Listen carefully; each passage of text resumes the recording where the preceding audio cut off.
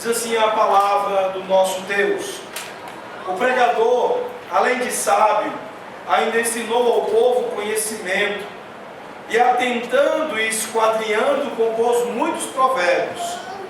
Procurou o pregador achar palavras agradáveis e escrever com retidão palavras de verdade. As palavras do sábio são como aguilhões, e como prédios bem fixados as sentenças corrigidas, dadas pelo único pastor. Demais, filho meu, atenta, não há limite para fazer livros, e o muito estudar é enfado da carne. De tudo que se tem ouvido, a suma é: teme a Deus e guarda os seus mandamentos, porque isto é o dever de todo homem. Porque Deus há de trazer a juízo todas as obras, até as que estão escondidas, quer sejam boas, quer sejam más. Vamos falar com o nosso Deus. Senhor nosso Deus, nosso Pai, nós acabamos de ler uma porção da Tua Palavra que certamente há muito a nos ensinar, a nos corrigir, a nos confrontar, ó Deus, e nos instruir, nos encorajando para uma vida que de fato seja agradável, Senhor. E ó Pai, nós queremos neste momento clamar ao Senhor, que Tu nos orientes, nos dirija, nos conduza pelo Teu Santo Espírito quanto aquilo que será exposto, que será pregado ao Teu povo, de maneira que seja dito apenas aquilo que corresponda à Tua Palavra. E também, ó Pai, nós Te pedimos que o Senhor oriente, conduza, dirija os corações dos ouvintes do Senhor nesta noite, para que os Teus filhos sejam sinceros, prontos e dispostos a ouvirem a Tua Palavra, e não apenas ouvirem, mas serem dispostos à obediência. É o que nós pedimos no nome de Jesus. Amém.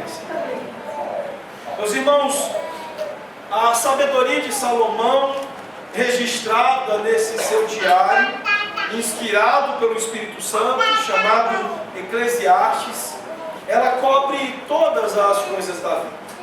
Aqui nós vemos Salomão cobrindo todas as áreas da vida e da morte, para dizer, para nos afirmar que a vida sem Deus é completamente sem sentido, de que a vida significativa é aquela que é vivida somente com Deus no centro de todas as coisas, a chamada vida tel-referente, ou a vida em referência a Deus, tendo Deus como a referência de todas as coisas, como o juiz de todas as nossas decisões, como o critério do nosso melhor aproveitamento em tudo e em todas as coisas. Salomão aqui, ele falou de todas as áreas das nossas vidas para dizer que a vida debaixo do sol não tem qualquer sentido quando nós apostamos as fichas nela, quando nós temos nela a única coisa que temos, quando você tem apenas o seu trabalho como aquilo que te dá sentido, que te confere identidade, aquilo que faz você se sentir realizado. Então Salomão disse: você não tem nada. Quando o casamento é tudo que você tem para dizer que há sentido na tua vida, então Salomão disse: olha, você não tem nada. Quando filhos são aquilo que te dão identidade e sentido, Salomão disse: então você não tem nada. Quando prazer, lazer, entretenimento são coisas que têm sentido para você sem o Criador, que não são coisas que você vê como coisas que são gozadas, provadas, aproveitadas, deliciadas, como vindas da mão de Deus e numa clara expressão de louvor a Deus, então Salomão está dizendo para você: você não tem nada, a tua vida é vazia, a tua vida é sem sentido.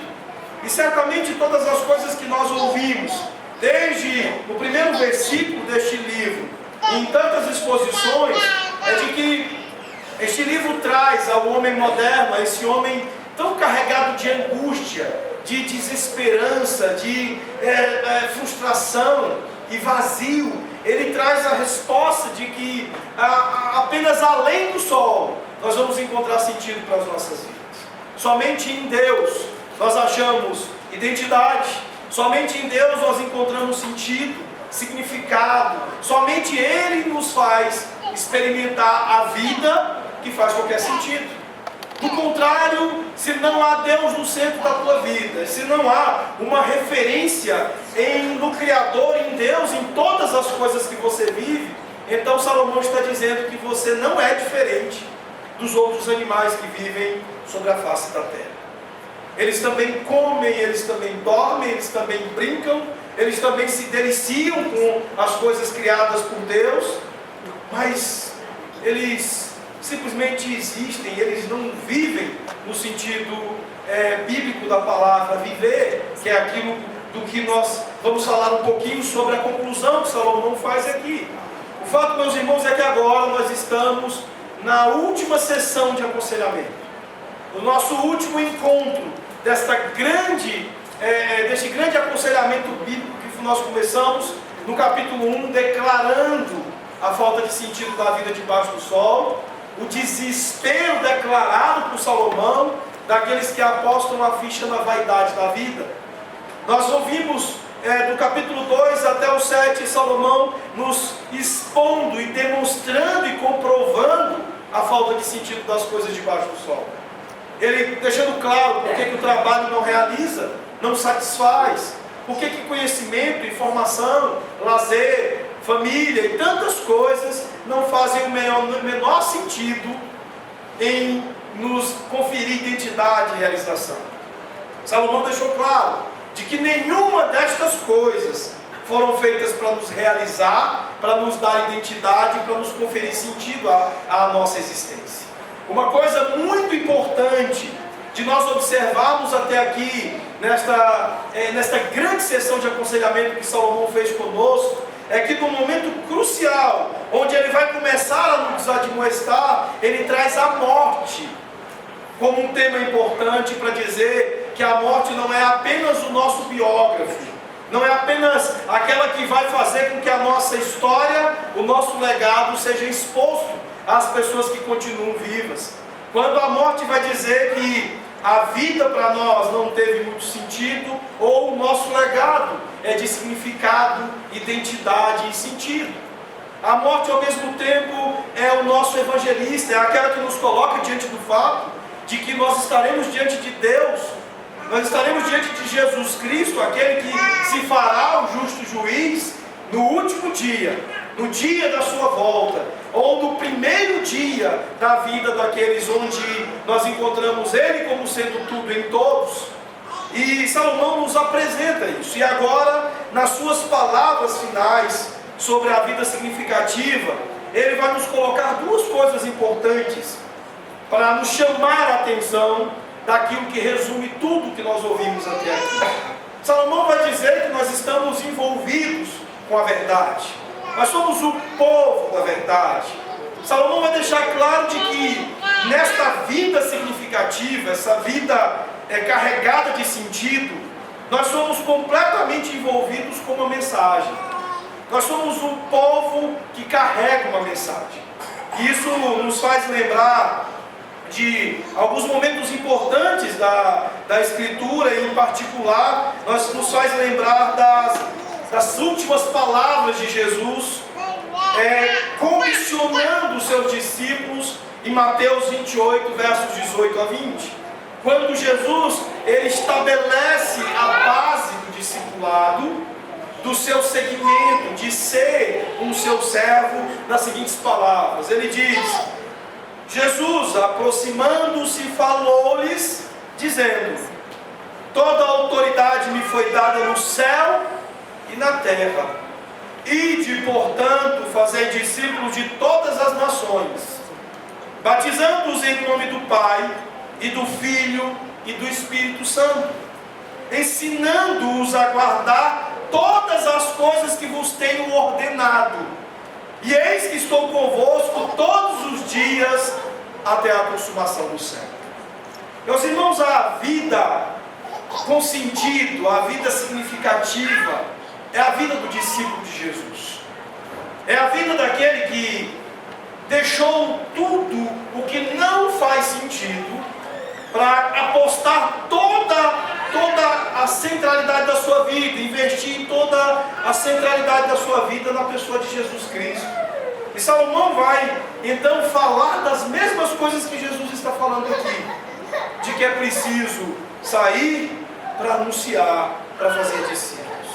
A vida significativa é a vida do discípulo que dedicadamente se envolve com a mensagem chamada Evangelho, anuncia essa mensagem, comunica esta mensagem, fazendo outros discípulos, e passa a vida envolvido nisso, em seguir a Jesus, se tornando mais maduro a cada dia, na fé, na confiança em Jesus, e fazendo com que outras pessoas conheçam Jesus, sigam a Jesus, aprendam dele, como diz Jesus, ensinando-os a guardar todas as coisas que vos tenho ordenado. Portanto, a primeira coisa das palavras finais de Salomão é nos lembrar que uma vida significativa é investida em ensinar as pessoas a serem como Cristo. A vida que faz sentido, a vida que traz satisfação, que é pura realização, é a vida do discípulo maduro, do discípulo reprodutivo. É a vida daquele que se dedica a fazer de Jesus a grande motivação da sua vida, de todos os seus esforços. É aquele que carrega para cada área da vida a centralidade de Cristo. Cristo como sendo tudo e como sendo toda a razão por que se faz qualquer coisa. E então Salomão começa exatamente falando sobre isso, dizendo que nós devemos ter uma paixão por ensinar e influenciar a outras pessoas. Os cristãos não são primariamente envolvidos com este mundo e com as coisas deste mundo. Eles não são primariamente investidos em dinheiro ou coisas, mas o grande negócio dos cristãos nessa vida é Jesus e as pessoas a quem nós devemos levar Jesus. Esse é o negócio da vida significativa. Esta é a grande ocupação do discípulo de Jesus. Paulo entendeu isso como ninguém. E por isso mesmo que nós estamos repetindo expressões de Paulo desde que nós começamos o primeiro sermão dessa série. Quando Paulo dizia que para mim o viver é Cristo. Que ele mesmo dizia que considerava perda todas as coisas, ele perderia qualquer coisa para que ele pudesse ganhar a Cristo. E ele o tempo todo se dedicou a não apenas ser um discípulo e cada vez mais um discípulo maduro do Senhor Jesus, mas de ser um discípulo reprodutivo, daquele que em tempo e fora de tempo ele fala de Jesus. E ele, quando compartilhou com o jovem ministro, com o jovem Timóteo, ele diz: olha, Timóteo, prega a palavra, a tempo e fora de tempo, quer seja oportuno ou não, prega a palavra. Portanto, esse é o primeiro traço fundamental da vida significativa que Salomão usa aqui na sua conclusão. O discípulo, aquele que tem sentido em sua vida, ele é totalmente envolvido com o Evangelho. O Evangelho é o seu grande capital. O C.J. Mahaney, um pastor americano, que fala muito, escreve muito sobre a centralidade do Evangelho na vida do discípulo, ele disse que nós não devemos nos contentar com o que nós entendemos do Evangelho. Ele diz que o Evangelho é como um diamante, que tem múltiplas facetas, e que nós jamais podemos explorar todas elas. Então não há nada na vida que você possa se dedicar mais, sem que você consiga esgotar todas as possibilidades, que não o Evangelho. O Evangelho é tudo na vida de um discípulo de Jesus. Nenhuma ocupação é tão importante para o discípulo de Jesus do que se gastar pelo Evangelho, do que se saturar do Evangelho, do que se envolver no Evangelho, compartilhando com outras pessoas. É exatamente isso que Salomão expõe sobre a sua própria dedicação em pregar, em falar. E não apenas no livro de Eclesiastes, mas, por exemplo, de reunir de maneira tão preciosa as verdades contidas no livro de Provérbios. Ele diz no verso 9: o pregador, além de sábio, ainda ensinou ao povo conhecimento. E aqui o texto nos chama a atenção para o fato de que Salomão estava profundamente envolvido com isso. Isso não tinha a ver com quem ele era. não apenas com algo que ele fazia, mas ele identifica esta sua ocupação com a verdade, com o Evangelho, como algo que o define, que o identifica. Este envolvimento com a mensagem, com o Evangelho, é algo que você deveria entender como sua identidade, como algo que tem a ver com aquilo que você é. E é exatamente isso que Salomão está nos chamando a atenção aqui. Jesus, quando ele estabeleceu o objetivo da grande comissão, ele disse que o verdadeiro discípulo é aquele que faz discípulo. Portanto, há uma coisa fundamental no cristianismo, que é o fato de que nós lidamos com pessoas, nós gostamos de pessoas, nós amamos pessoas, nós nos estranhamos como pessoas, mas nós somos tudo sobre se envolver um com o outro por conta do Evangelho. Há uma coisa muito séria em relação à igreja moderna, quanto ao fato de que ela investe demais em coisas, em estruturas e cada vez menos em pessoas. As pessoas, na verdade, elas acabaram se tornando um meio para as coisas e para os programas. E muito nós temos perdido a dimensão daquilo que nos envolve como comunidade, como povo, como gente que se mistura com gente, que se envolve com gente, que ama gente, que se compadece com gente. E Salomão está nos chamando a atenção para o fato de que isso é tudo sobre quem nós somos. Nos envolver com a mensagem e com a transmissão dessa mensagem a pessoas, a gente que deve ouvir e ser feitas discípulos de Jesus. O ensino de Salomão foi trazido para as Escrituras e, sobretudo, para nos chamar ao fato de que todos devemos estar envolvidos com ensinar pessoas. Nós devemos buscar ensinar a cada um. O tempo todo era isso que nós deveríamos estar fazendo. Ele nos está chamando a atenção para o fato de que fazer discípulos é instruir os nossos filhos, é instruir amigos, familiares, enfim, é instruir a respeito da verdade do Evangelho toda criatura. Isso é o que nós somos.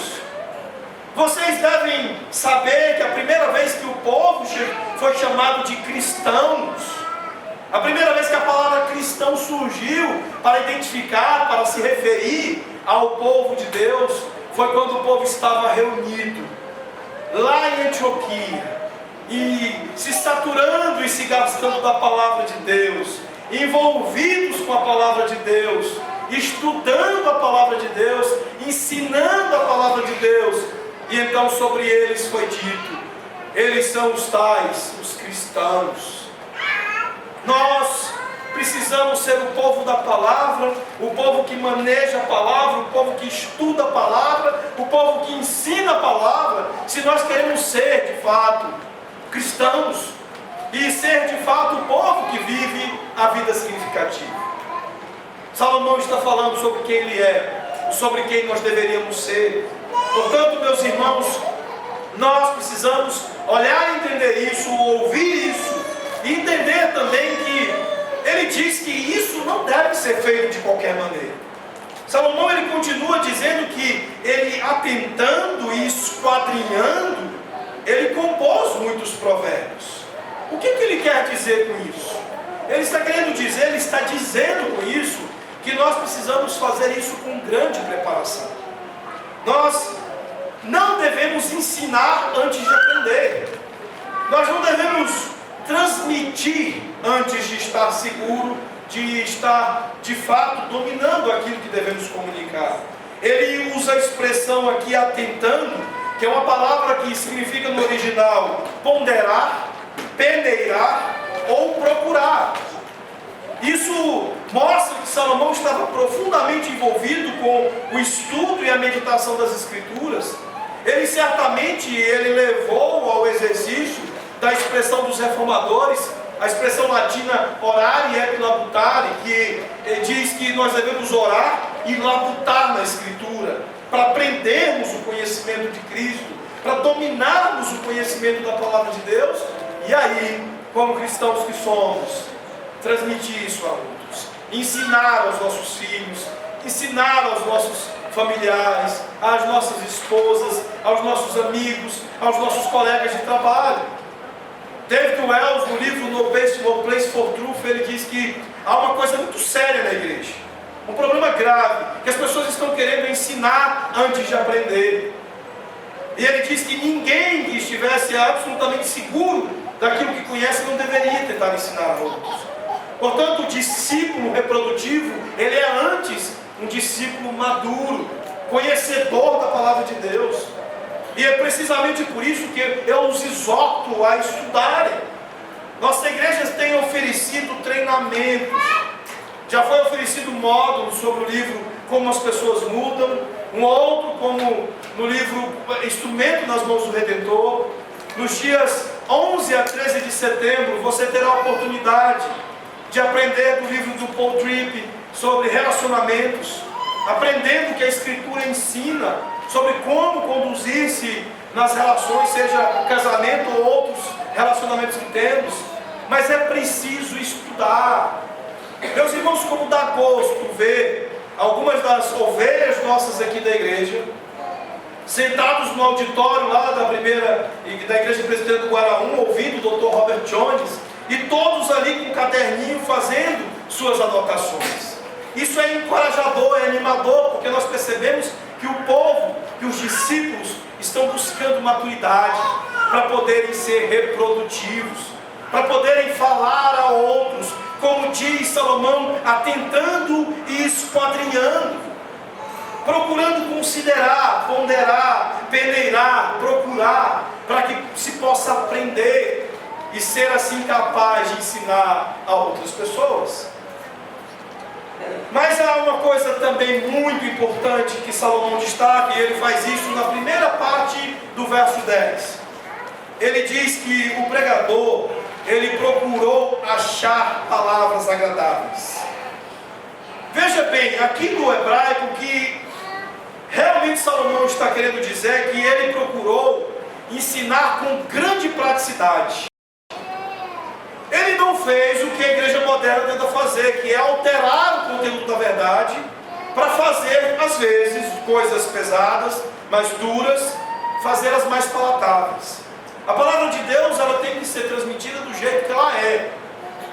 Nós não temos a liberdade, o direito, e devemos considerar isso um sério atrevimento a alterar qualquer coisa deste livro.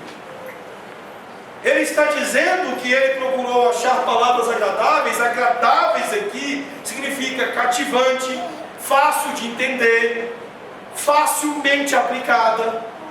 Não aquilo que o ouvinte quer ouvir, mas aquilo que lhe será por coisa prática e compreensível, aquilo que ele será capaz de entender, receber e sair para viver. Nós, como discípulos de Jesus, precisamos estar envolvidos em sermos, no nosso ensino do Evangelho, agradáveis, aplicados, práticos. As pessoas estão sedentas pelo Evangelho, elas estão carentes da palavra de Cristo que as diga como viver para a glória de Deus em coisas simples da vida.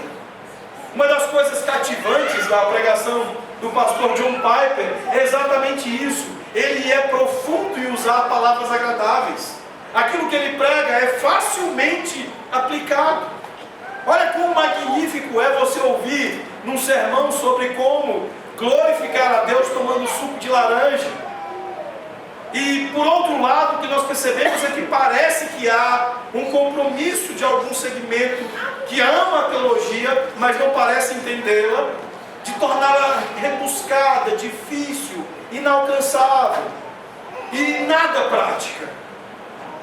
E quando nós procuramos fazer como Salomão, buscando as palavras agradáveis, nós somos acusados. Que o pastor Carlos só prega sobre conselhos de bem viver. Que eles são, o pastor Jusilei é moralista demais porque fica dando detalhes demais. Deixa que o Espírito Santo aplica.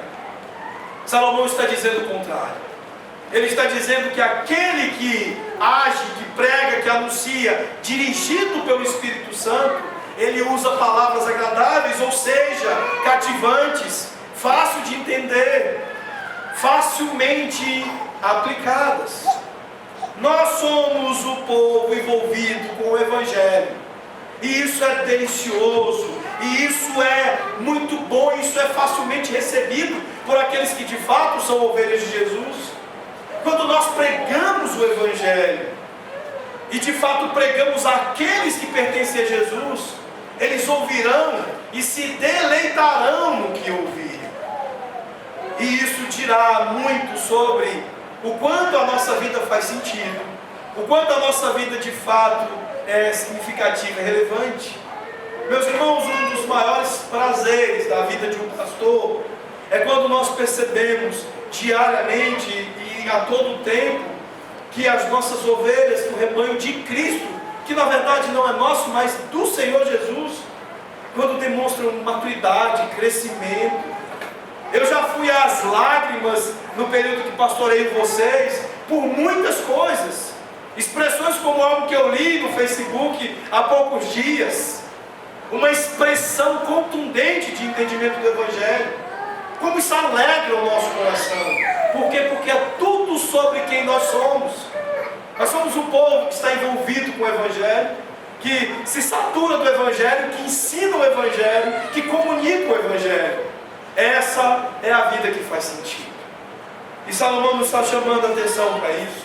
Mas ele na segunda parte do verso 10, ele ainda dá mais algumas características para como essa mensagem é ensinada. Ele diz que ele não apenas se dedicou daquela maneira, mas também a escrever com retidão palavras de verdade. E no verso 11, ele continua para se fazer mais entendido, dizendo: as palavras dos sábios são como aguilhões, e como pregos bem fixados às sentenças corrigidas, dadas pelo único pastor. Salomão está dizendo, meus irmãos, que o Evangelho, ele tem enorme penetração, ele é impactante, ele é poderoso. E olha as figuras que ele usa para falar disso. Ele fala aqui de aguilhões, para dizer que a palavra de Deus, ela nos dá motivação. A palavra de Deus são como aguilhões para o gado, ou poderíamos dizer esporas para o cavalo. Ela nos cutuca. Ela é poderosa, ela é penetrante, ela é impactante ao ponto de nos motivar, e às vezes com grandes cutucões.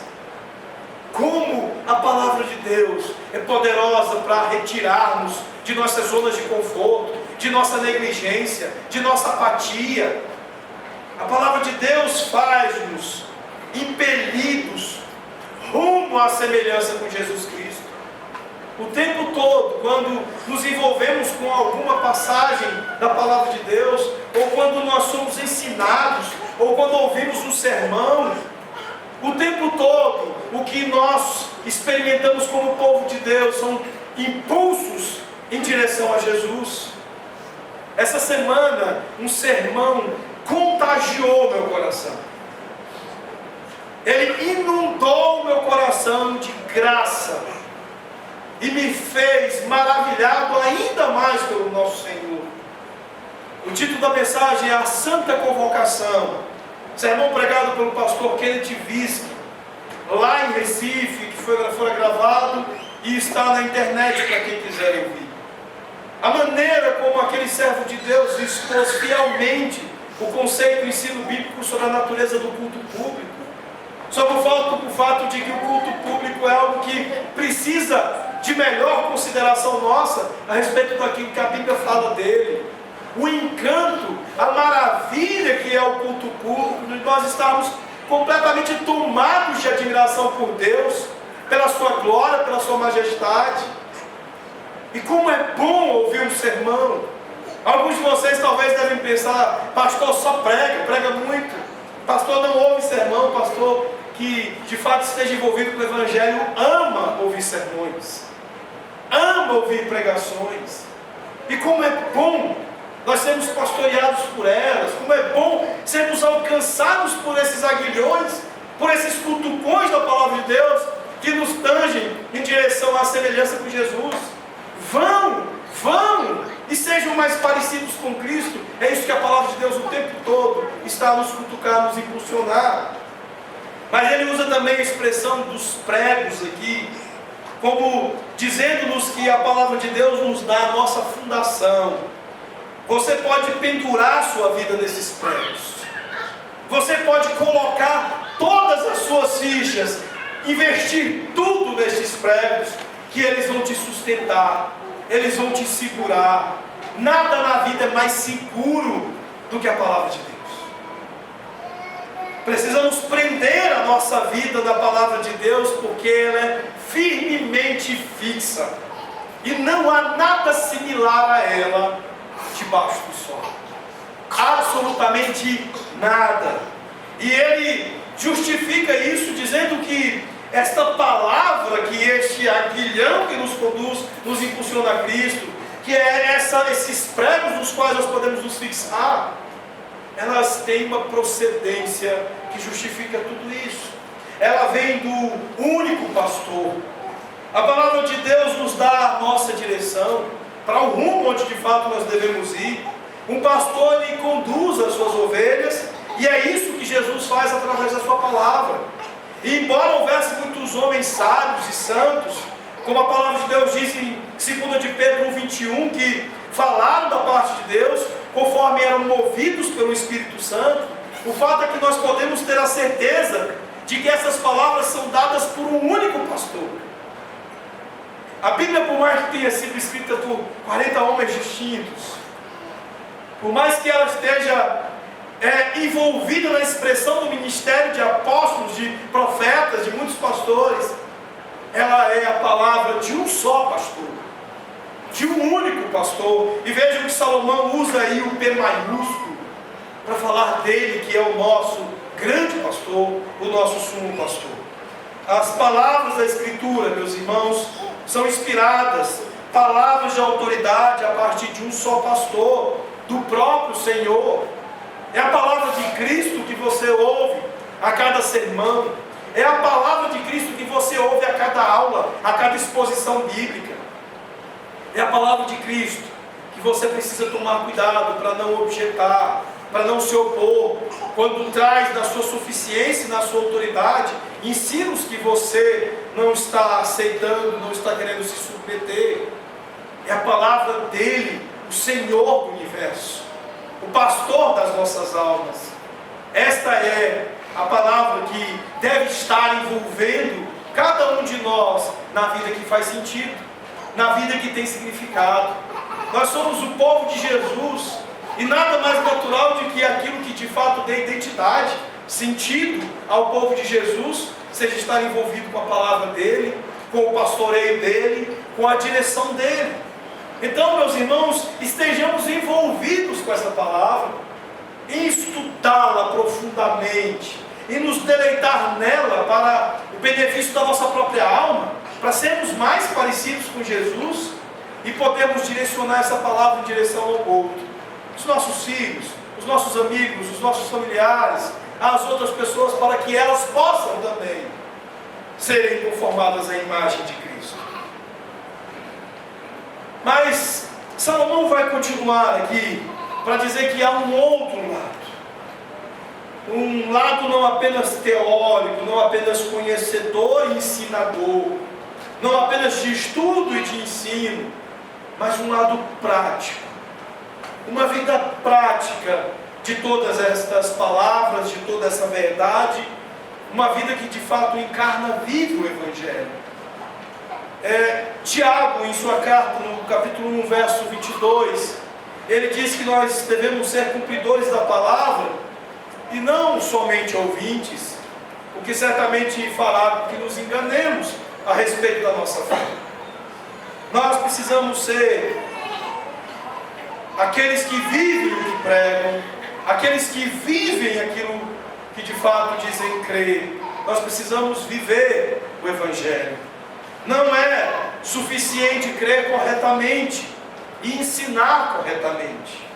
É preciso que nós também venhamos a viver corretamente. É isso que a palavra de Deus está nos chamando a atenção. E Salomão também, nos versos 13 e 14. Ele diz: de tudo que se tem ouvido, a suma é: teme a Deus e guarda os seus mandamentos, Porque isto é o dever de todo homem. Porque Deus há de trazer a juízo todas as obras, até as que estão escondidas, quer sejam boas, quer sejam más. Para os fariseus, Jesus fez uma acusação muito severa, muito grave. Lá em Marcos capítulo 7, verso 6, ele diz: e disse-lhes, bem profetizou Isaías acerca de vós, hipócritas, como está escrito, este povo me honra com os lábios, mas o seu coração está longe de mim. Antes de condenar os fariseus, nós deveríamos entender que nós temos a mesma tentação de vivermos em direção à hipocrisia, em afirmarmos coisas mais do que vivemos estas coisas, de declararmos doutrinas e verdades antes de vivê-las, e sem estarmos seguros de que de fato estamos vivendo. É preciso tomar cuidado. Por isso que não apenas David Wells, na citação que eu fiz, mas outros autores questionam muito a imaturidade do nosso cristianismo.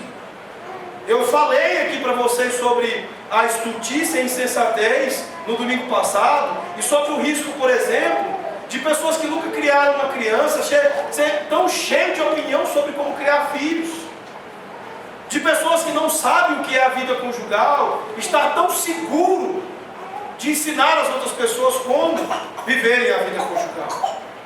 Vejam que um dos requisitos estabelecidos pelo apóstolo Paulo para se ser oficial da igreja de Cristo é que, para governar a igreja, que antes governe bem a própria casa.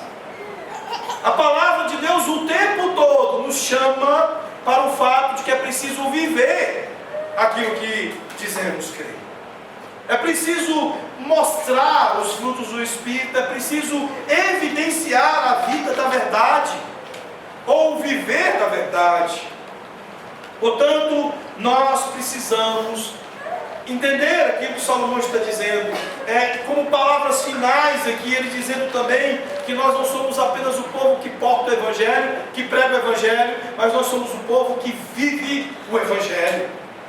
Vocês se lembram que eu disse para vocês que a pregação é o audível do Evangelho, os sacramentos são o visível do Evangelho, e a disciplina é a prática do Evangelho.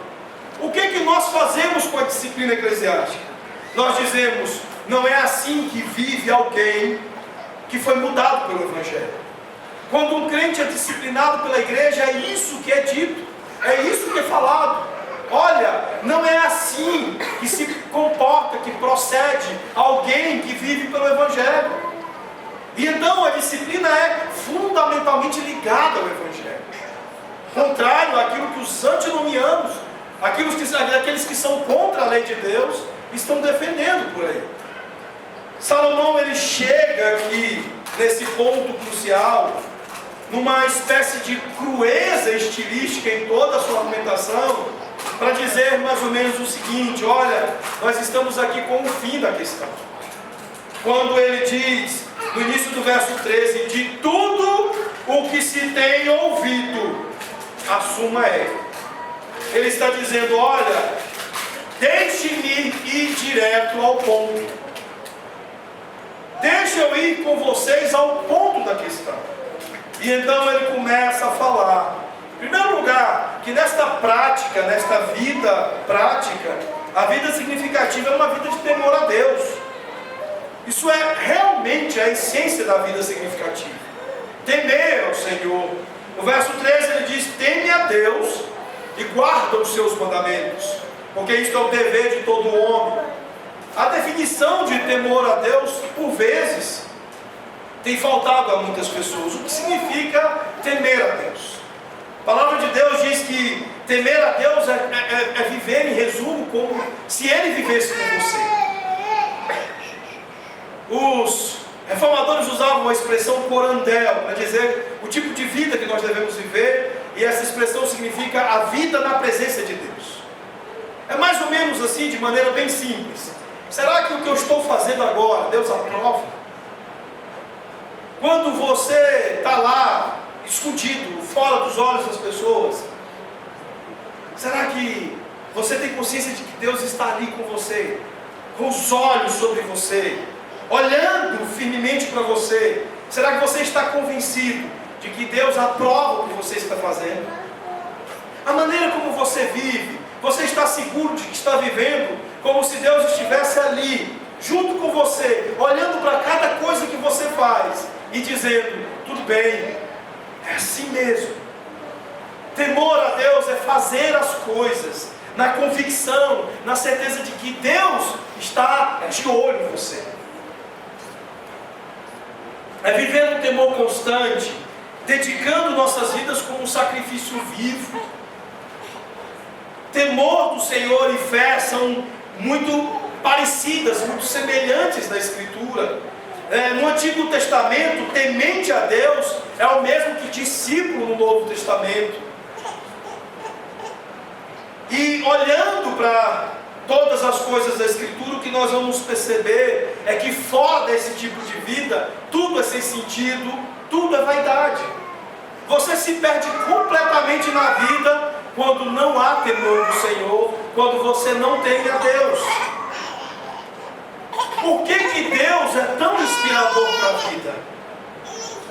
Por motivos óbvios, é claro. Mas eu gostaria de tentar ilustrar para você. Primeiro, porque Deus é inspirador por causa da sua majestade, do seu poder, das suas obras, da sua transcendência, da sua santidade. Olhemos, por exemplo, para Isaías 6 e vejamos o impacto que olhar para Deus e estar na presença de Deus tem sobre a vida de Isaías. Isaías, ele começa vendo o Senhor sentado em um trono alto e sublime. Em seguida, ele ouve anjos clamando a respeito de Deus: Santo, Santo é o Senhor dos exércitos, toda a terra está cheia da sua glória. A seguir, ele vê a si mesmo em sua perdição, em sua pecaminosidade, o que revela a ele a sua impotência diante de Deus, e a quem ele diz: ai de mim, porque sou um homem de lábios impuros, habito no meio de um povo de lábios impuros, porque os meus olhos viram o Rei, o Senhor dos exércitos. Isso é temor do Senhor. Isto é consciência de Deus e da presença de Deus. Mas ele continua, porque ele somente vai continuar a falar com Deus porque ele recebe um toque purificador do sacrifício. E então, purificado por Deus, tendo e provado de algo que aponta para a nossa expiação em Cristo Jesus, ele então pode dizer ao Senhor: eis-me aqui, envia-me. Há um falso senso de consagração na nossa época. Pessoas que falam da glória de Deus, mas não têm a mínima noção do que é a glória de Deus. Pessoas que na verdade dizem glorificar a Deus, quando na verdade debocham da sua pessoa, das suas perfeições e da sua glória. Aqui nós temos de fato um caso escriturístico, bíblico, de alguém que temeu ao Senhor, que esteve diante da sua glória, da sua presença, e isso o fez entender não apenas quem Deus era, mas quem Ele era. E isso regulou o seu procedimento na presença de Deus, diante de Deus. Uma vida prática do Evangelho, um viver do Evangelho, é um viver de quem teme a Deus. É um viver de quem o tempo todo está absolutamente humilhado pela imagem de Deus e pela consciência de quem Ele é. Como Paulo fez, quando ele mesmo diz: eu o maior dos pecadores. Que é um conselho: viva o Evangelho e seja, portanto, uma pessoa humilhada. Afaste de você qualquer sentimento, expressão de autojustiça. Humilhe-se na presença de Deus e viva a vida e ande nas cidades. E conviva com pessoas e fale com pessoas com uma inteligência humilhada, com uma maneira de expressar humilhada, com uma consciência humilhada, com um ensino humilhado. Esta é a vida de quem tem Cristo como no centro da sua vida. Isso é o que dá sentido à vida. Viver uma vida de humilde admiração, inspirado pela majestade de Deus. Deus não é incrível, meus irmãos? Certamente que há maravilhas incríveis na pessoa perfeita de Deus, no ser perfeito de Deus. A pessoa do Pai, do Filho e do Espírito nos encantam e tomam a nossa mente completamente de admiração. E isso enche o nosso corpo. O que de fato te faz satisfeito, o que de fato te faz realizado, só pode ser a Santíssima Trindade. Só ela é capaz de encher o teu copo. Casamento não enche o teu copo, trabalho não enche o teu copo, conhecimento, informação, prazer, lazer, nada disso vai encher a tua alma, o teu corpo. Só Deus o fará. Oswald Chambers, ele coloca da seguinte forma, ele diz que a coisa notável sobre o temor a Deus é que quando você teme a Deus, você não tem medo de nada. Considerando que se você não tem temor a Deus, então certamente você estará mais perdido do que qualquer coisa. É preciso entender que o único medo que faz sentido debaixo do sol é o temor ao Senhor. Você não precisa temer mais nada. Mas se você temer a tudo e não temer a Deus, então cuidado, porque você está temendo aquilo que pode matar o teu corpo e deixando de temer aquilo que pode matar a tua alma e lançá-la no inferno. William Burnell diz que nós tememos tanto o homem porque tememos a Deus tão pouco. Pare de temer aos homens, pare de temer à vida e entenda que é preciso temer ao Todo-Poderoso. Só isso muda a tua maneira de viver, só isso dá sentido à tua vida. Mas ele também nos chama a atenção para o fato de que a vida significativa é uma vida submetida. Nós já falamos sobre isso antes aqui em Eclesiastes. É uma vida submissa. O verso 13 diz que aquele que teme ao Senhor, ele guarda os seus mandamentos, ele está de fato sujeito a Deus, completamente sujeito a Deus. Alguém disse uma vez que a única parte da Bíblia que prova que você realmente crê é a parte sobre obedecer. A maioria das pessoas dizem que creem, e a Bíblia nos alerta dizendo que fazes bem, porque até os demônios creem. Mas há uma coisa séria sobre crer. Você precisa obedecer. Por que a palavra de Deus diz que a Bíblia resiste, diz que Deus resiste aos soberbos? Porque nada combina menos do que com a vida centrada no Evangelho, do que insubmissão, do que arrogância, orgulho.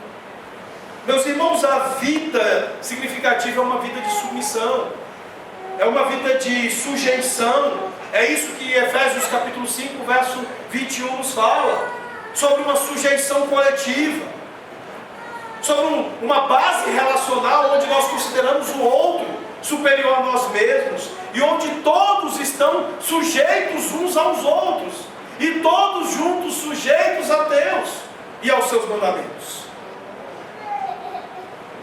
A vida cristã é de submissão constante do nosso caminho para o caminho de Deus. Cuidado com a maneira como você vive. Só há uma forma de a tua vida ter sentido e significado: quando os teus caminhos são os caminhos de Deus. Quando você acha que Deus é apenas um instrumento para os teus próprios caminhos e projetos. Quando você faz aquela vida do jeito que você quer. Quando você investe na vida apenas do jeito que você quer. Ignora Deus. Você está na categoria do Salmo 14, verso 1. Daqueles que vivem e dizem: não há Deus. Há uma coisa interessante sobre esta prática de vida e sobre esta maneira de viver. Provérbios capítulo 3, versos 5 a 6, diz que nós devemos viver a vida confiando no Senhor de todo o nosso coração, não nos apoiando no nosso próprio entendimento, nas nossas opiniões, mas em todas as nossas maneiras reconhecendo Deus, e Ele endireitará as tuas veredas, diz Salomão em Provérbios. Há uma coisa interessante nesta orquestra chamada Corpo de Cristo, a Igreja do Senhor, porque nós somos diferentes demais, nós somos feitos de muitas características distintas, há muitos estilos distintos e diferentes entre nós, e me faz lembrar de uma orquestra de músicos aí, e alguns outros aqui que são músicos vão entender um pouco do que eu vou falar agora. Diz-se no meio musical que os percussionistas eles têm um jeitão deles, que o pessoal lá, os pianistas, são mais artistas, mais temperamentais, de maneira que há cada vez mais que você vai comparando cada um dos grupos de músicos de uma orquestra, personalidades que tenderiam a se separar, a comprometer o ajuntamento. Quando você vê uma grande orquestra se apresentando, você pensa assim, caramba, como eles estão harmônicos, como eles são alinhados, afinados. E de repente quando você descobre que tem gente que se odeia ali dentro, que se detesta ali dentro, você fica impressionado. Mas como? Como que eles conseguem acertar o tempo, um não atropelar o outro, o percussionista ir respeitar, e de repente tanta harmonia? O corpo de Cristo é muito mais do que isso. Mas isso só é possível, e esta harmonia da vida do Evangelho só é possível porque nós vivemos a vida submissa, porque nós sujeitamos os nossos planos, os nossos caminhos a Deus, porque nós sujeitamos os nossos pensamentos a Deus, porque nós trocamos as nossas opiniões pelos pensamentos da palavra de Deus, porque a própria mente de cada um de nós é trocada gradativamente, os nossos corações foram trocados, e a nossa vida é gradualmente tornada à semelhança de Jesus, e numa renúncia clara dos nossos estilos divergentes, conflitantes. Essa é a vida significativa. Mas ele diz também que a vida significativa ainda tem duas últimas características. Ela é uma vida satisfatória.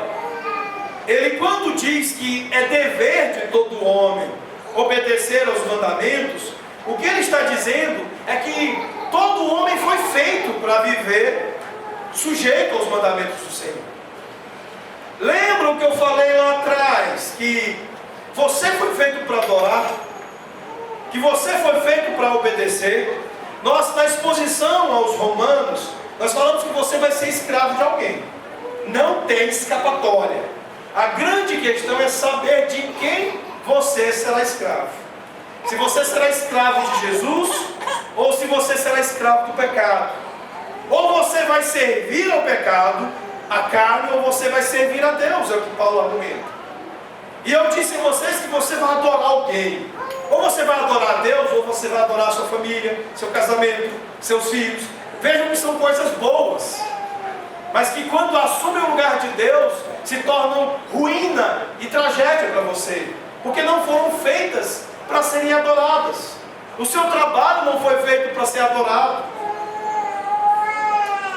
E agora é preciso olhar e entender que nós todos fomos feitos para guardar os mandamentos de Deus, e é um problema muito sério quando nós não os guardamos, quando nós não vivemos esta vida segundo os mandamentos de Deus. Haverá insatisfação. Eu quero dizer para você que quando você quebra o primeiro mandamento, você vive insatisfeito. Quando você quebra o segundo mandamento, você vive insatisfeito. Quando você quebra o terceiro mandamento, você vive insatisfeito. Quando você quebra o quarto, você certamente vai viver insatisfeito. O quinto, o sexto, o sétimo, o oitavo, o nono, o décimo trarão insatisfação para você. Mas viver a vida de obediência vai trazer satisfação, sentido à tua alma. Como é prazeroso quando nós conseguimos não por esforço próprio, mas pela graça de Deus. Guardar o dia do Senhor, gente, que bênção, que alegria, que deleite, como é bom, como é gostoso. Quando você para de falar mal dos outros, para de quebrar o novo mandamento, tenho certeza que o teu coração vai se encher de satisfação e de alegria, porque a vida significativa é uma vida satisfatória. Nós somos feitos para algo maior do que simplesmente viver vidas egoístas, viver vidas ignorando e dizendo que não há Deus. Nós somos feitos para viver a glória da vida, que é amar a Jesus. E em João 14 ele diz que aqueles que me amam são aqueles que guardam os meus mandamentos. Você quer dizer que ama Jesus cantando? Não. Se você não guarda o dia do Senhor, se você não cultua, se você não obedece o que a Bíblia manda, lamento dizer para você, mas você não ama Jesus coisa nenhuma. Quer amar Jesus? Obedeça. Tema a Deus e obedeça. E finalmente, a vida significativa é uma vida precavida. É a vida dos que não são bobões. É a vida dos que sabem o que estão fazendo. Você sabe por quê? Verso 14: porque Deus há de trazer a juízo toda obra, cada coisa secreta, seja bom ou mal. Esta é uma demonstração poderosa. Aqui Salomão está desafiando a nossa alma para aquilo que verdadeiramente importa. Tudo importa, na verdade, porque tudo envolve-nos nesta prestação de contas. O fato de que estaremos diante do justo juiz e seremos julgados por tudo o que fizermos ou não fizermos nesta vida. Como crentes, nós devemos ser sérios e cuidadosos com a nossa vida, porque tudo importa. Porque tudo estará diante de Deus no dia do juízo. Agora, é lógico, para aqueles que estão em Jesus, não há condenação, e nós estamos certos da nossa liberdade, da nossa libertação. Mas há uma coisa muito importante sobre aqueles que de fato foram refeitos em Jesus, aqueles que foram feitos novas criaturas. Nenhum de nós recebeu graça para continuar pecando. Nenhum de nós foi transformado, recebeu um novo coração para viver como um homem antigo. Se você acha que você recebeu graça da parte de Jesus, que você foi transformado, você nasceu de novo, recebeu um novo coração de Deus e continua amando tudo como o velho homem, segundo a velha natureza, então você está completamente enganado sobre o que é regeneração, sobre o que é novo nascimento. Receber um novo coração de Deus significa que agora não somos mais escravos do pecado, mas de Jesus, e que agora sim nós podemos lutar contra o pecado, vencer o pecado e amar as coisas que Deus ama, odiar as coisas que Deus odeia. Meus irmãos, a vida em Cristo é a única vida que importa.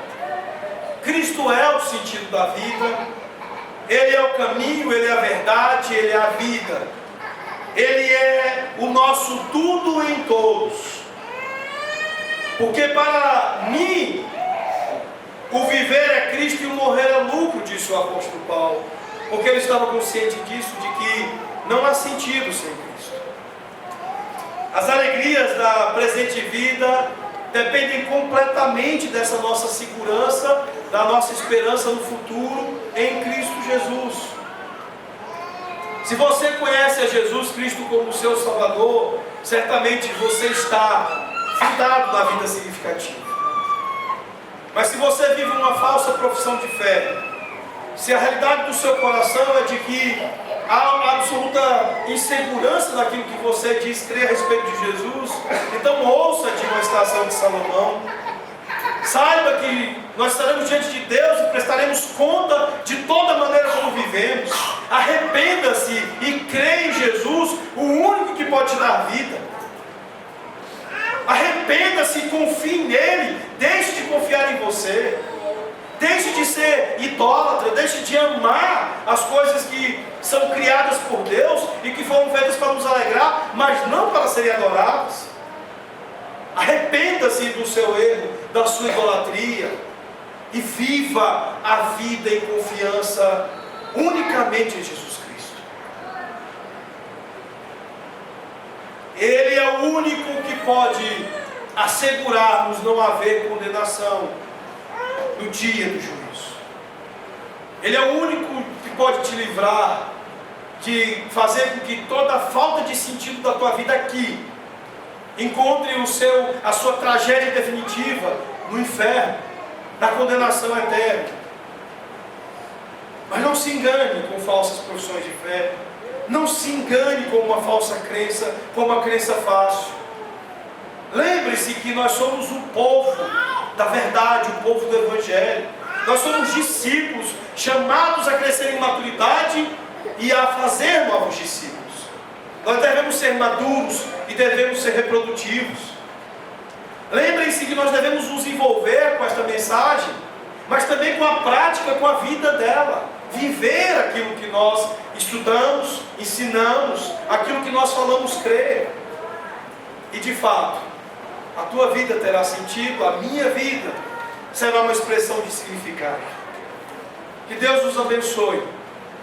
Que Ele faça com que a vida de vocês seja um grande legado de sentido, de significado. Que a vida de vocês seja Cristo, que é tudo em todos. Deus os abençoe e guarde os seus corações.